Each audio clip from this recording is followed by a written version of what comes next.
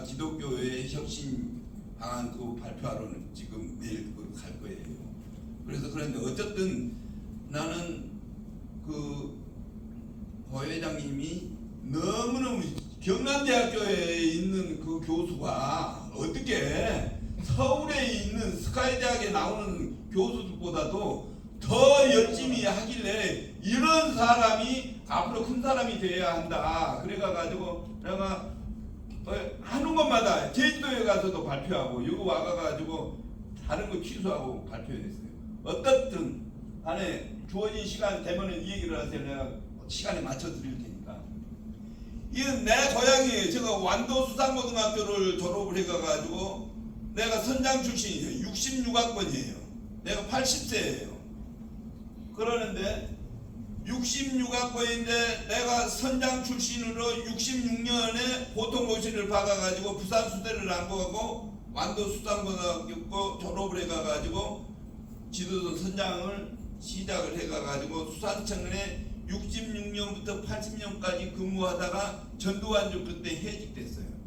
해직돼가지고 중앙대학교에 35세 회계학과 1회로 들어가가지고 중앙대학교에서 학사, 석사, 박사를 해가지고 90년에 전주대에 갔다가 15년 동안 전주대에 있다가 2004년에 중앙대 창업대학원에 와가지고 15년 전에 정년을 했어요. 그런데 이것이 지금 오늘 제가 발표하는 것은 여러분들이 이 영화로서도 해신이라는 그 영화로서도 알고 있을 거고 역사적으로 장보고에 대한 1200년 전에 우리 신라 시대, 흥도왕 시대의 장보고의 삶을 조명하는 것이라서 너무너무 슬퍼요. 우리 아들이 이 영화 감독이에요. 강준호이라고. 그래서 이 소재를 내가 발표를 하고 나서 이 소재를 가지고 웹툰 소설을 만들어 가지고 지금 올릴 거예요. 그런데 어쨌든 간에 동북아시아 해상 통상 지배자로서의 신라 청해진 장보고의 역할과 현대사에서의 역사적인 한무라는 제목을 가지고 여러분들이 주어진 시간에 발표하도록 하겠습니다. 목차는 신라시대 장보고의 출생과 사함은 어떤 것이었고, 두 번째 동북아시아에서 해상 지배자로서 장보고의 역할은 무엇이고, 세 번째 21세기 동북아시아에서 한국 위상과 도전이라는 그런 제목으로 살펴보도록 하겠습니다. 장보고의 출생과 삶은 자세히 이런 역사책이라든가 이런 것에서 했는데 나는 이런 것을 이 자료를 어디서 했느냐 그러면은 전에는 이런 그 자료가 없었어요. 그런데 내가 요즘 하는 거 인공지능에서 뭐를 하는 챗GPT를 통해 가지고 이 정보를 입수를 해 가지고 이 논문을 만들었어요.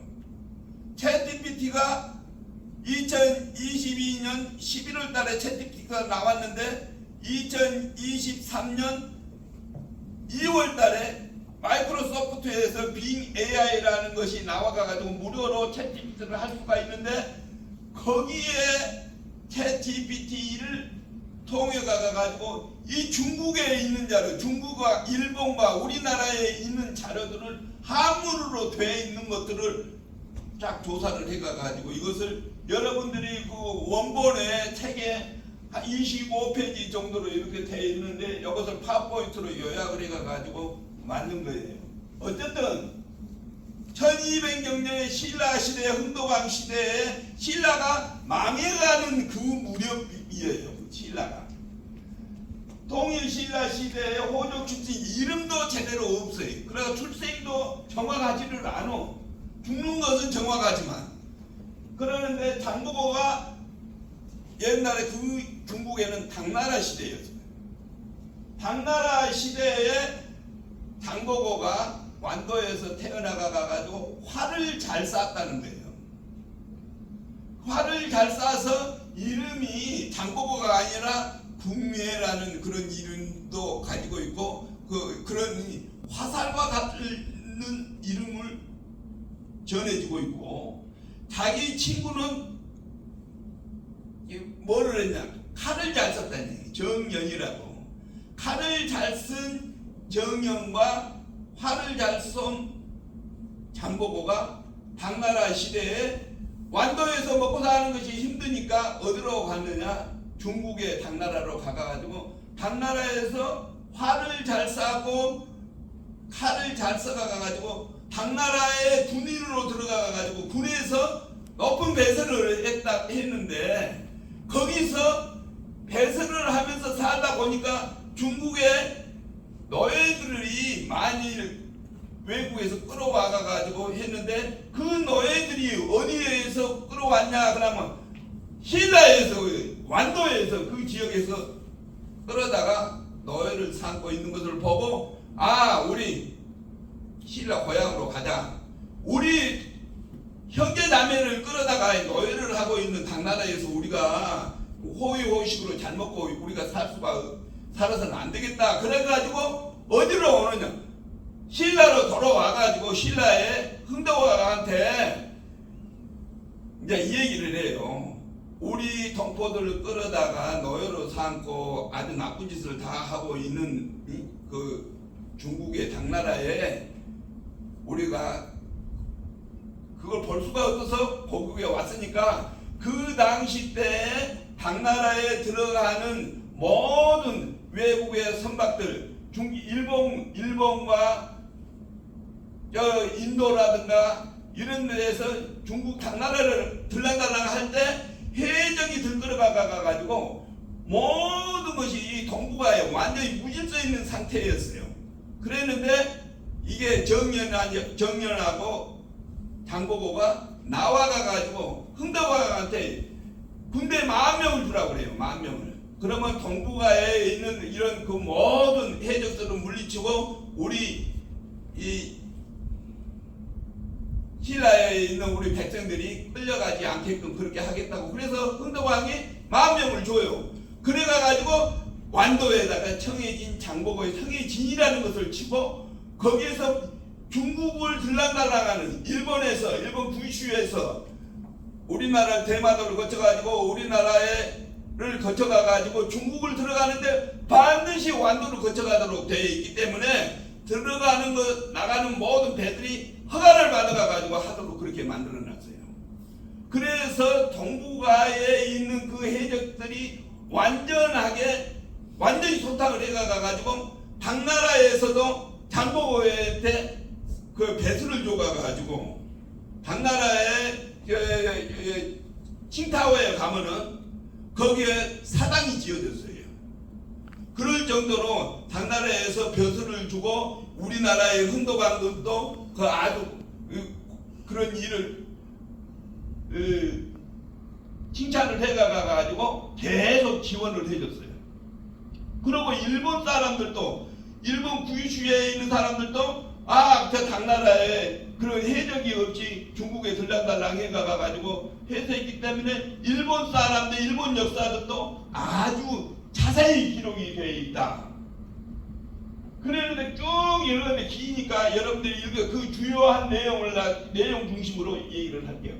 그렇게 태어나기는 이름도 없이 태어나가가지고 정연, 활을 잘 쏜 장보고와 칼을 잘 쓴 정연이 중당나라에 갔다가 거기서 군대 배설을 하고 장군이 돼가가지고 보니 우리 동족들을 끌어다가 그렇게 하는 것을 보고 본국에 와가지고 왕한테 일정한 군대를 주라고 우리 가가지고 그 청해진 장보고를 설치를 해서 거기를 평정을 해가지고 한 25년 동안을 아주 현격한 그런 공적을 세워가지고 했다.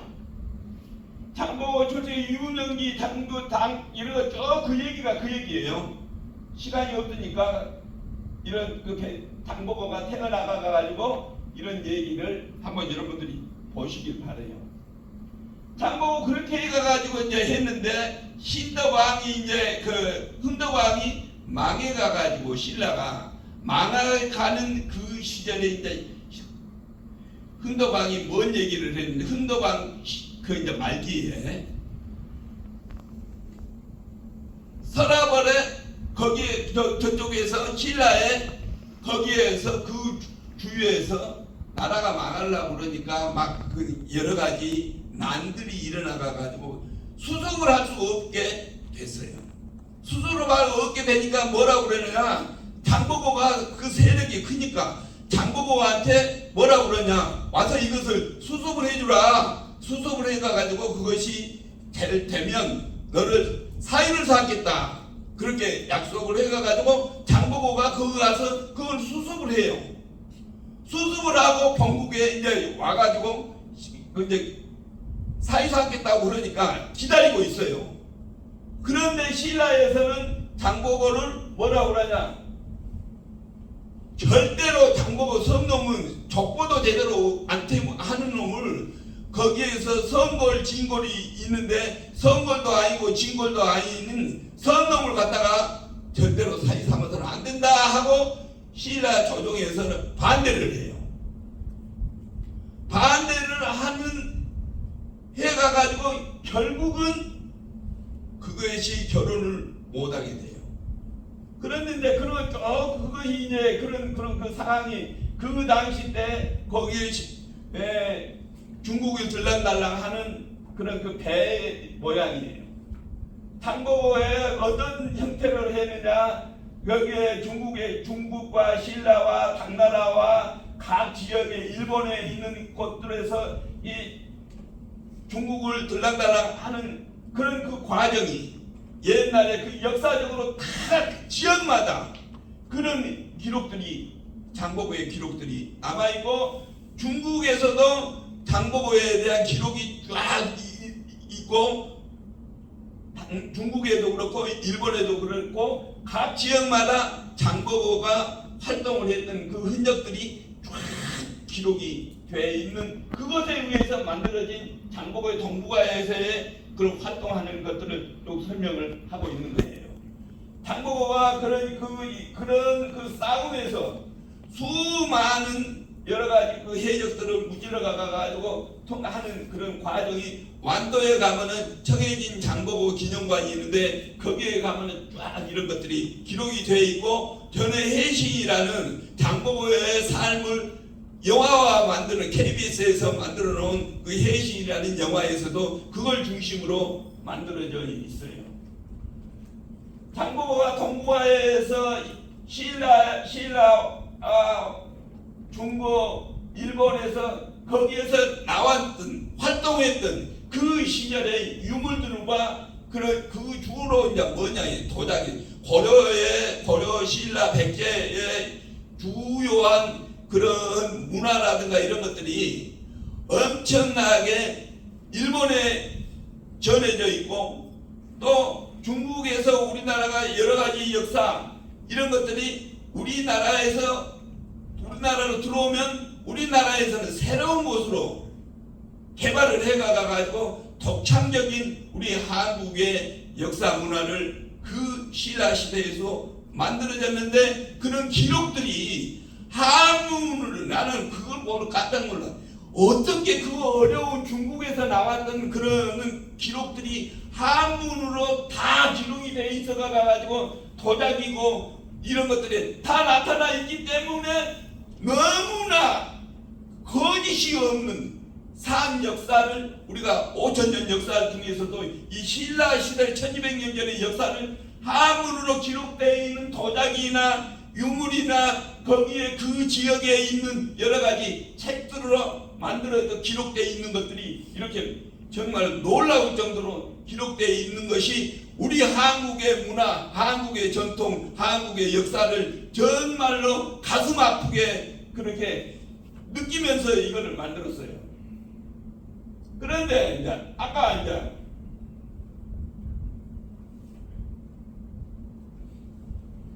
이제 종반전으로 들어가는데 약속을 했어요. 흥덕왕이 여기에 란을 정기를 해가지고 하면은 사유를 삼겠다 그렇게 했는데, 조정에서 진골도 아니고 성골도 아니고 이름도 없는 손놈을 갖다가 왜 사유로 삼아가지고는 안 된다 그래가지고 조정에 반대를 해가지고 결혼을 못했어요. 그러고 나니까 이제 뭐를 했느냐, 그 시절에 그런 난을 평정할 수 있는 제일 세력이 센 것이 장보고였는데, 장보고가 그대로 놔두면은 난을 해가가지고 신뢰에 본부를 점령을 해가지고 할 가능성이 있으니까 장보고를 잘 달래서 다른 배설이라 다른 일이라도 할 수 있게끔 하고 장보고를 달래라고 신라에 있는 장수를 보내요. 장보고한테 완도를 보내요. 완도를 보내는데 어떠냐 그러면은, 완도에서 보내가 가지고 장보고를 결혼을 안 하더라도 장보고 너는 평생 어려움이 없이 그 고난을 누리면서 살 수 제 사위는 아니지만 제2인자의 역할을 할 수 있도록 이 백제 이 동북아 이쪽에 남쪽에 있는 백제 완도 이 섬 이쪽을 싹 활용을 할 수 있도록 그렇게 해준다고 가서 달래라. 그래서 이제 거기 장수가 장보고를 만나러 가요. 그런데 슬픈 일이, 정리를 좀 부탁드립니다. 예, 슬픈 일이 어떤 일이냐, 장보고를 만나러 그놈이 옵니까? 장보고가 장군이고 그러니까 어떤 짓을 할지를 모르니까 단둘이 만나서는 안 된다. 그래가 가지고 하는데 그 친구가, 장보고가 임금이 보낸 장군인데, 예? 단둘이 만나가 가지고 단둘이 얘기를 하겠다. 그래가지고 단둘이 만나서 술에다가 약을 타가 가지고 장보고가 해롱해롱 하고 있을 때 칼로 찔러서 죽여버려요. 이래서 장보고가 그래놓고는 그놈 가서 배설을 하고 장보고에 있는 것들을 어떻게 했느냐, 장보고에 있는 후손들이나 있는 사람을 그대로 놔둬서는 안 된다. 그래가지고 25년 28년이 됐던 그 시절에 완도에 청해진 장보고 그 회의들을 없애버리고 그것을 전국에 있는 벽파지로 그쪽으로 옮겨버리고 거기에 있는 장군들을 싹 소탕을 해버려요. 그러고 나서 그 흔적을 없애버리는 것이 없애가 가지고 한 것이 지금 헤이슨의 종말이에요. 너무나 슬프고 전라도 경상도가 이렇게 나눠진 것이 왜 나눠지냐 하는 것은 신라 시대에, 신라는 역사적으로 가보면 절대로 자기가 독립을 해가지고 하지를 못하고 외세를 끌어들여가지고 삼국 통일을 했다고. 당나라 끌어들이고 고려를 뭐를 해가지고 나쁜 짓 해가지고 일본하고 해서도 일본의 문화를 신라가 넘겨준 것은 거의 없어요. 다 백제에서 넘어간 것이지. 그러고 신라에 대해서도, 신라 시대에서도 일제 일본에 가가지고 일본 문화, 전통 문화를 백제가 넘어가가지고 도장이나 뭐나 했지 신라가 하지를 안 했다. 영원함의 갈등의 원인이 경상도에 이 장보고로 인해 가가지고 생겼다고 나는 확신을 하고, 이걸 정말 슬픈 마음으로 이거를 쭉 들여다보고 있어요. 마무리하려고 그러니까 완도에 가면은 장보고의 그 사당에 저렇게 동상이 있고 참배를 하고 장보고 제단이라는 것이 있어가지고 완도에서 이런 것을 기리고 있어요. 지금 이제 인공지능 시대다.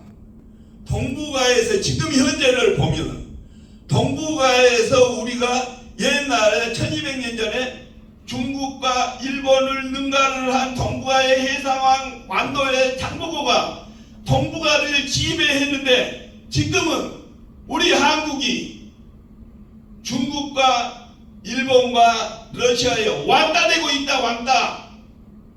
이게 뭐하는 거냐, 현대판에 이런 지혜를 가지고 있는 정치 지도자들이 옛날 장보고 시대만큼 머리를 못 쓰고 있다는 거예요. 머리를 못 쓰고. 지금 동북아에서 우리가 역사적으로 보면 중국에서 문화가 우리나라를 통해 가지고 들어왔고, 모든 문화가 중국의 한문 문화를 기반으로 가지고 있지만 중국과 러시아와 우리 러시아, 중국이라든가 만주가 다 우리 땅이었다고.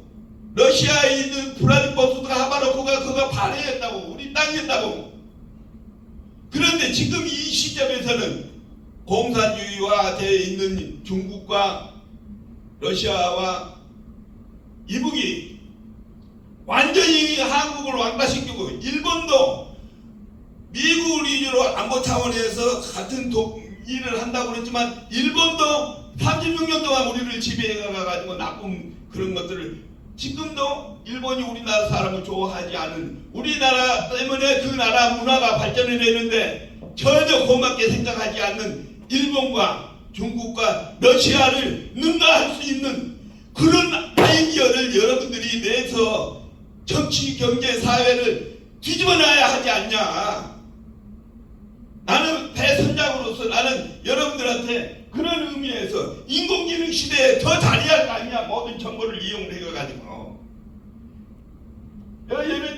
막 변해가고 있어. 한국의 정치, 경제, 사회 ICT로 해가지고 인공지능의 세계, 우리나라가 전자 행정전산화 하는 지가 20년이 됐는데 행정전산화로 해가지고 유엔에서 항상 행정전산화를 제외하는 국가로 1등을 20년째 유지를 하고 있어요. 그런데 현재 정치판이 개판이지 않았나. 여러분들이 열심히 해가지고 이걸 극복해야 한다. 우리 현재 지금 정치판을 한번 봐보자. 1930년도에 마하트마 간디가, 그때 인구가 한 3억 정도 됐어요. 영국에서 식민지에서 벗어나려고 그러면은 인도에 7가지 나쁜 죄악을 벗어나야 한다. 그러고 주장한 것이 1930년도에 7가지 죄악을 얘기를 하고 있는데, 한번 봐봐요. 지금 우리나라 정치를 우리나라를 얘기를 하는 것 같다고. 원칙 없는 정치, 아무리지 않는 노동자들, 양심 없는 쾌락, 인격 없는 교육, 도덕 없는 산업, 기업, 인간성 없는 과학, 희생 없는 종교, 이것이 지금 우리나라를 얘기하고 있는, 현재를 얘기하고 있지 않냐. 정신 차려, 정신 차려, 투표 잘해. 이제 마지막으로 21세기에 우리나라가 어느 나라가 잘 사는 나라, 못 사는 나라 해도 모든 나라가 지속적으로 성장하려면 뭐를 해야겠느냐 하고 내놓은 것이 21세기를 살아가는 국가 전략이 뭐냐, 교육을 어떻게 해야 할 것이냐 하고 내놓은 것이, 첫째, 교양을 갖춰야 한다. 교양을. 문맹이 없어야 한다. 문맹. 우리나라는 전 세계에서 문맹이 1%밖에 안 돼. 대선진국이야. 문맹이. 대학이, 우리나라 대학 전 세계에서 대학 평균 대학 진학률이 30%예요. 유럽은 32%, 미국이 한 36%, 한국은 81%에서 작년에 79%라고. 그래서 한국에서는 우리가 교양이 없는, 우리 고등학교까지 의무 교육이기 때문에 이래 우리는 정말로 일반 교양을 잘 갖췄다고 봐. 또 하나, 역량은 부모도 안 보고 자기 능력으로 살아갈 수 있는 기술이나 전문적인 지식을 가져야 한다. 그런데 슬픈 것이 작년에 61만 5천 명 대학을 졸업을 했어요.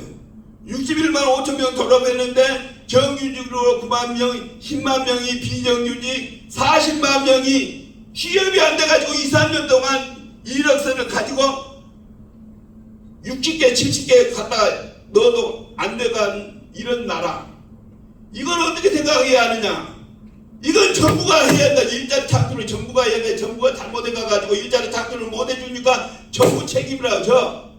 어쨌든 우리나라는 다른 나라에 비해서 문맹률이 1%라서 제일 선진국이고, 대학 교육을 79%로 대학 졸업하기 때문에 정부가 일자리만 제대로 만들어주면 다 취업을 잘한다고 보고, 외국에서는 우리나라를 교육을 제대로 잘하고 있다고 생각해요.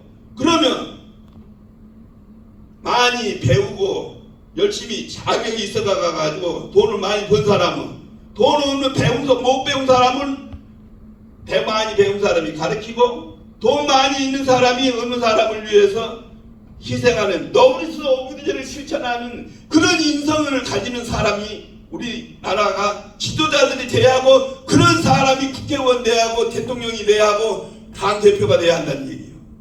그런데 우리 문재인 정부에서 제일 대표적인 사람 하나 준다 그러면 조국이 같이 서울대학교 법과대학을 나와가지고 서울대학교 교수를 하면서 법무부 장관까지를 했어. 그런데 그 집 아내는 서울대학교 영문과를 졸업해가지고 동양대학교 교수를 하고 있는데 아들 딸 나가가지고 지 힘으로 공부할 것을 안 가르치고